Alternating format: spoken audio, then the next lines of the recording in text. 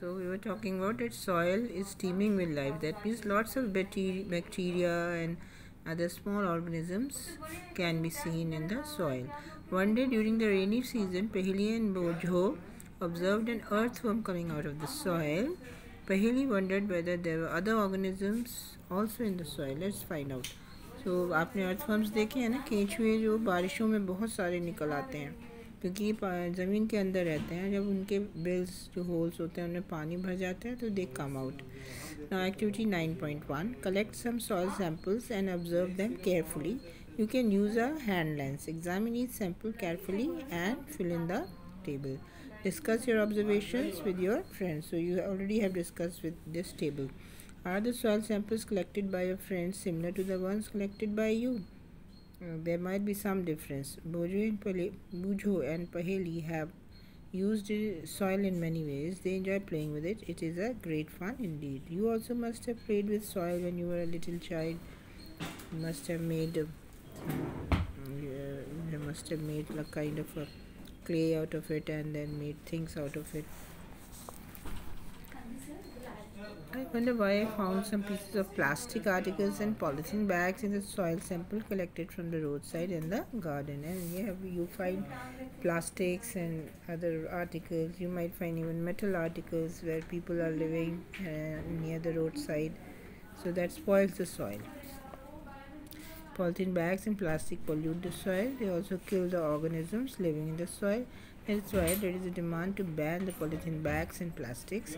Other substances which pollute the soil are a number of waste products, chemicals and pesticides. Chemicals जो होते हैं वो भी ख़राब करते हैं सॉइल को. पेस्टिसाइड्स होते हैं ये जो कीड़े मकोड़े मारने वाली दवाएं होती हैं, चूहे वगैरह मारने वाली. They also spoil the soil and make it toxic and sometimes even poisonous. Waste products and chemicals should be treated before they are released with the soil. The use of pesticides should be minimized. और insecticides pesticides इन सबको minimum use करना चाहिए. और field की जो soil है वो pure है, उसमें कोई ख़ास खराबी नहीं है, उससे आप टॉयज़ बना सकते हैं. And then now we come to this 9.2 soil profile. Soil को साइड से अगर आप देखेंगे तो आपको कैसी दिखेगी. साइड से आप देखें तो जैसे आप सॉइल को गहरा खोद के और उसको वर्टिकली कट करिए तो आपको पता चलेंगे इसकी different layers.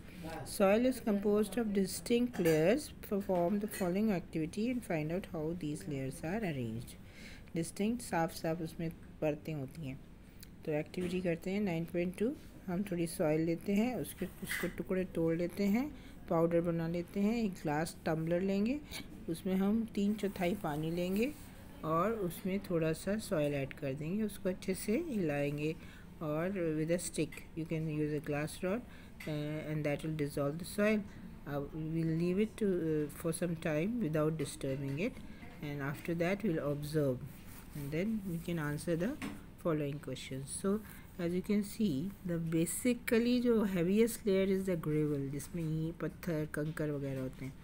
Then sand is after that, then clay जो मिट्टी होती है, then water और सबसे ऊपर humus. Humus is made up of the waste products of plants and animals. So जो rot कर रहे हैं, decay कर रहे हैं, जो है biodegradable है, they are all on the upper layer. So you can draw this diagram in your copy to show the layers of soil. So on the upper part, dead remains of plants and animals like dead leaves etc. can be seen floating on the bottom. This is called humus. This is the layer in which the manure is also formed. You probably know that the soil is formed by the breaking down of rocks by the action of wind, water and climate. This process is called weathering. What is weathering? The breaking down of rocks due to wind, water and air and climate is known as the weathering of the rocks, and by this process only soil is made. So the nature of any soil depends upon the rocks from which it has been formed and the type of vegetation that grows in it. तो ये किस पे depend करता है soil कैसी होगी, कि कैसी रॉक से बनी है और किस तरह के उसके ऊपर पेड़ पौधे उग रहे हैं। Vertical section through different layers of the soil is called the soil profile. Each layer differs in feel या texture. Texture means how you when you touch something, how does it feel? तो that is the texture. तो अलग अलग layers आपको मिलेंगी. तो so each soil layer is different in color. It is found at different depths and it has got a different chemical composition. And these layers are called horizons, or you can just call them horizons. So here as you can see, if you cut the soil vertically, ऊपर से नीचे काटने पर आपको ये layers दिखाई देंगी.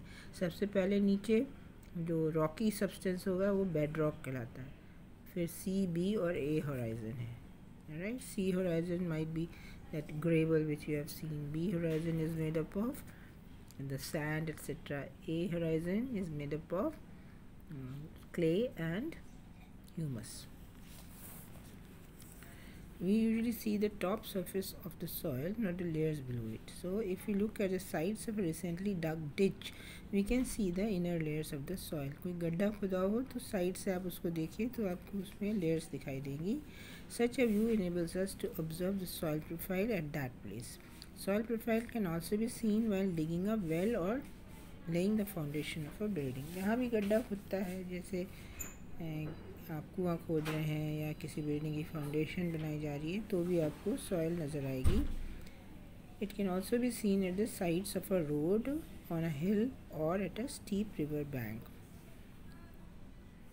अगर आप किसी पहाड़ की सड़क पे जा रहे हैं जिसके दोनों तरफ वैलीज हैं, तो साइड में आपको सॉइल की प्रोफाइल नज़र आएगी. या फिर कोई ऐसा तट है नदी का काफ़ी खड़ा है जिसमें ढलान का बहुत कम है, तो सीधा खड़ी हुई ढलान है, तो उसमें भी आपको नज़र आ सकती है. The uppermost horizon is generally dark in color as it is rich in humus and minerals. सबसे ऊपरी जो लेयर है वो डार्कर है क्योंकि उसमें मिनरल्स और ह्यूमस ज़्यादा मिलते हैं. The humus makes the soil fertile and provides nutrients to growing plants. तो ये वाली जो लेयर है इसी में पेड़ पौधे उगते हैं, इसी से उन्हें न्यूट्रिएंट्स मिलते हैं और पानी मिलता है. This layer is generally soft, porous and can retain more water. ये बहुत नरम होती है. पोरस मीन्स इसमें बहुत सारी इसके जो पार्टिकल्स हैं उनके बीच में हवा बहुत होती है, तो उसको पोरस कहते हैं, जैसे एक स्पंज होता है, और इसमें ज़्यादा पानी रुकता है. It is called the top soil और the A horizon. Now this provides shelter for many living organisms such as worms, rodents, moles and beetles. तो इसमें बहुत सारे जानवर जो होते हैं वो रहते हैं, जैसे worms कीड़े मकोड़े rodents में आते हैं, rats and mice, and moles and beetles होते हैं छोटे छोटे कीड़े मकोड़े जो जिनको हम बीटल जानते हैं. गोल सा होता है जो चलते हुए आपको दिखाई देंगे कई बार. The roots of small plants are embedded entirely in the top soil. छोटे जो पौधे हैं उनकी रूट्स तो इसी सॉइल में होती हैं. जब पेड़ बड़े हो जाते हैं तब उनकी जड़ें नीचे तक चली जाती हैं. Next layer has a lesser amount of humus but more of minerals. जो बी होराइजन है उसमें मिनरल्स ज़्यादा हैं, ह्यूमस कम है. ये ज़्यादा हार्ड होती है ये होराइजन से, and more compact means the particles are close to each other. There are less air spaces and it is called the B horizon or the middle layer. The third layer is the C horizon, which is made up of small lumps of rocks with cracks and crevices. जो सबसे तीसरी layer है C horizon, उसमें छोटे छोटे rocks के टुकड़े होंगे चट्टानों के, और उनमें क्रैक्स होंगे और क्रिवाइसेस यानी कि दरारें सी होंगी उसमें. Below this layer is the bedrock, which is hard and difficult to dig with a spade. फावड़े से आप नीचे वाली लेयर जो है bedrock उसको नहीं खोद सकते क्योंकि काफ़ी हार्ड होती है. So this is the soil profile. Now we come to the soil types. As you know, weathering of rocks produces small particles of various materials. तो रॉक से बहुत सारी चीज़ें छोटी छोटी पार्टिकल्स की जो बन जाती हैं और अलग अलग मटेरियल्स की होती हैं. These include sand and clay. अब जो कुछ टूट के चट्टानें रेत बनाती हैं तो कुछ मिट्टी बनाती हैं, क्ले, चिकनी मिट्टी को कहते हैं। The relative amount of sand and clay depends upon the rock from which the particles were found. अब उसमें रेत ज़्यादा होगी या मिट्टी ज़्यादा होगी, ये इस पर डिपेंड करता है कि किस तरह की रॉक से ये बनी है। Which is now this rock is known as the parent rock. The mixture of rock particles and humus is called the soil. तो रॉक पार्टिकल्स और ह्यूमस का मिक्सचर सॉइल कहलाता है। Living organisms such as bacteria, plant roots and earthworm are also important parts of any soil. So living organisms like bacteria and plant roots are also alive, remember, because they are absorbing water. And earthworms, they are also important part of any soil. Earthworms make the soil fertile. They eat the soil and they give out the soil also and making it very fertile. That's why earthworm is called the friend of the farmer. The soil is classified on the basis of the proportion of particles of various sizes. अब soil के कई types होते हैं, ये इस पे depend करता है उसमें किस तरह के पार्टिकल्स ज़्यादा हैं। If the soil contains greater portion of big particles, it is called sandy soil. अगर बड़े particles ज़्यादा हैं तो sandy soil. If the proportion of fine particles is relatively higher, then it is called clayey soil. और अगर छोटे particles ज़्यादा हैं तो clayey soil. If the amount of large and fine particles is almost the same, then the soil is called loamy. Loamy. अगर दोनों ही तरह के पार्टिकल्स बराबर मात्रा में हैं तो उसको हम लोमी सॉइल कहेंगे। Thus the soil can be classified as sandy, clayey and loamy. तो आप उसको रेतीली मिट्टी कह सकते हैं, चिकनी मिट्टी, और तीसरी है लोमी। तो इसको आप समझ लीजिए, याद करिए इसको, कितनी तरह की सॉइल है और उसके किस बेसिस पे इसको क्लासिफाई किया गया है। The sizes of the particles in a soil have a very important influence on its properties. Sand particles are quite large. They cannot fit closely together, so there are large spaces between them. These spaces are filled with air. We say that the sand is well aerated. Water can drain quickly through the spaces between the sand particles, so sandy soils tend to be light, well aerated and rather dry. Sand particles बड़े बड़े होते हैं और उनमें spaces बहुत हैं, air spaces, तो जो है ये एक साथ तो फिटेड नहीं रहते, और जो है जब इस तरह की जो सैंडी एयर जो सॉइल होएगी उसको हम वेल एरेटेड कहते हैं। तो ये लाइट हल्की है, well aerated and rather dry, पानी भी इसमें नहीं रुकता, बहुत जल्दी नीचे चला जाता है। Clay particles being much smaller pack tightly together leaving little space for air unlike so.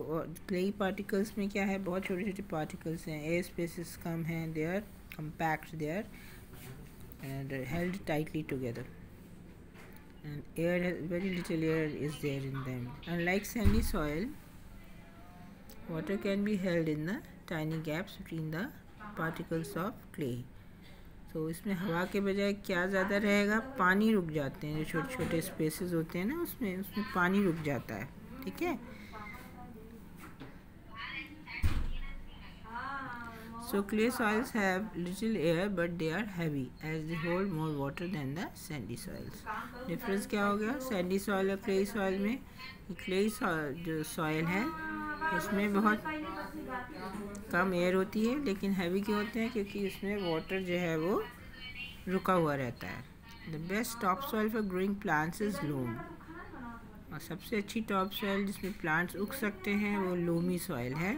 It's a mixture of sand, clay and other type of soil particles known as silt. तो किन तीन चीज़ों का मिक्सचर है loamy soil, sand का, clay का और silt का। ये भी एक तरह के सॉइल पार्टिकल्स हैं। Silt occurs as a deposit in riverbeds. The size of the silt particles is between those of sand and clay. So the loamy soil also has humus in it. It has the right water holding capacity for the growth of plants. तो इसमें क्या हो रहा है कि ये कहाँ से आती है सिल्ट, जो नदियों की तली पे जो मिलती है जो मिट्टी, वहाँ से आती है, और इसके साइज़ जो है इन बिटवीन है किसके, और ये कौन सी जो सिल्ट है इससे कौन सी सॉइल बन रही है, लोमी सॉइल, और इसमें मिक्सचर क्या क्या है, सैंड और क्ले का बराबर, और सॉइल का पार्टिकल्स भी in between Sandy and clayey soil, और ह्यूमस भी होता है। बेस्ट सॉइल है फॉर ग्रोइंग plants. तो आप जानते हैं ना, जब नदियाँ पहाड़ों से उतरती हैं तो अपने साथ बहुत सारे चट्टानें घिसती हैं उनके आने से, और वो केमिकल्स इसके साथ मिलके नदी के पानी में आ जाते हैं. गेंजेस का पानी पहले बिल्कुल ख़राब नहीं होता था, because it was coming far of from the Himalayas, from Gangotri, and the water never used to get spoiled, and the scientists were quite puzzled as to why this was happening, and perhaps they have certain chemicals in it while the Ganges is coming from the mountains, which does not let the water get spoiled. But now since pollution is increasing, therefore now that water is no more fit for even drinking. So but there is a Ganga action plan which has been started to cleanse river Ganges and make it as clean when it used to be in the beginning. मटका और सुराही बनाने के लिए या घड़े बनाने के लिए clay soil is the best. Now let's do this another activity. Collect samples of clay, loamy and sandy soils. Take a fistful of soil from one of the samples. Remove any pebbles, rocks or grass blades from it. Now add water drop by drop and knead the soil. अब आप क्या करें, 3 तरह की samples ले लें, clay का, लोम का और सैंडी सॉइल का, और उनमें अब एक ढेर से एक मुट्ठी ले लीजिए सॉइल, और उसमें जितने भी कंकड़ पत्थर हैं या घास फूस है उसको हटा दें.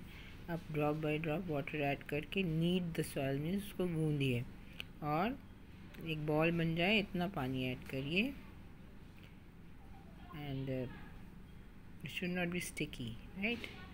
And to make a ball from this soil, try to make a ball. On a flat surface, roll this ball into a cylinder. जैसे रोटी बनाने के लिए गूंदे हुए आटे को लिया जाता है, वैसे ही आप इसको लेके इसको एक सिलेंडर का शेप दे दीजिए और इससे एक रिंग बना लीजिए. दूसरे सैंपल से भी आप यही ट्राई किए, तो आप क्या देखेंगे कि क्लेई सॉइल से तो बन गया है, लेकिन दूसरी तरह की सॉइल से नहीं बना है.